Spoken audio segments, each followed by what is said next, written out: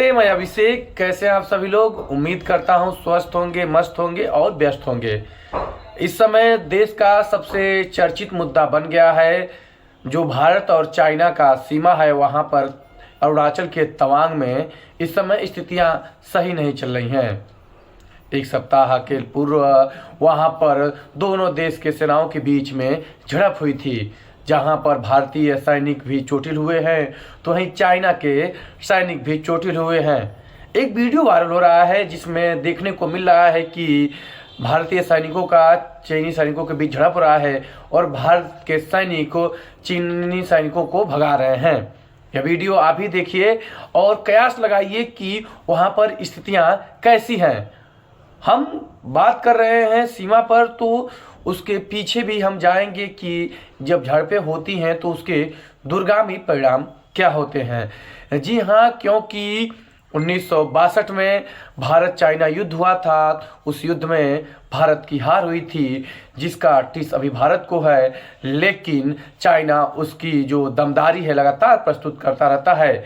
लेकिन उसके युद्ध के पीछे आप जाएंगे, जो झड़पें हो रही हैं, तो 1959 में इस तरह की झड़पों की शुरुआत हुई थी जो अब झड़पें हो रही हैं। यानी कि चाइना में जब भारत की तरफ से झड़पें शुरू होती हैं सीमा पर, तो कहीं ना कहीं उसके दूरगामी सोच होते हैं। उसी को लेकर के अब भारतीय जो सेना के विशेषज्ञ हैं, जो डिफेंस एक्सपर्ट हैं, वह तमाम कयास लगा रहे हैं कि चाइना में जो जिनपिंग हैं और वो कुछ भी कर सकते हैं, क्योंकि उनके जो कार्यकाल के अब चौथे वर्ष पूरे हमारे होने वाले हैं। मतलब चौथे कार्यकाल के लिए वो राष्ट्रपति चुने जाएंगे।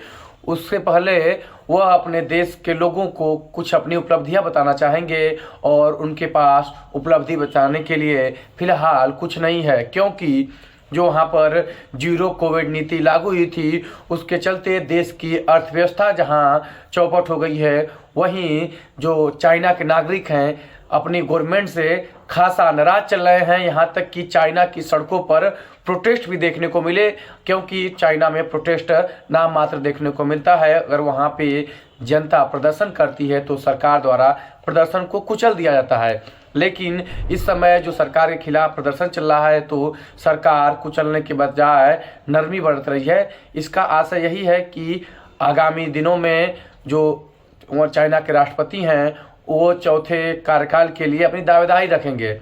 ऐसे में अगर उनके पास कुछ नहीं होता है तो उनके पास एक बस नीति बचेगा कि भारत पर युद्ध, उसी को वो उपलब्धि बता सकते हैं। ऐसे में लगातार झड़पें हो रही हैं, उसको लेकर के भारतीय सैनिक, भारत का रक्षा मंत्रालय और भारत सरकार काफ़ी सक्रिय है। और आप देखेंगे तो जिस तरीके से चाइना सीमा पर विवाद को लेकर के देश के रक्षा मंत्री संसद में बयान दिए, और उसके बाद से जो चाइना भारत सीमा है तवांग में, वहाँ पर लड़ाकू विमानों की तैनाती हो गई है।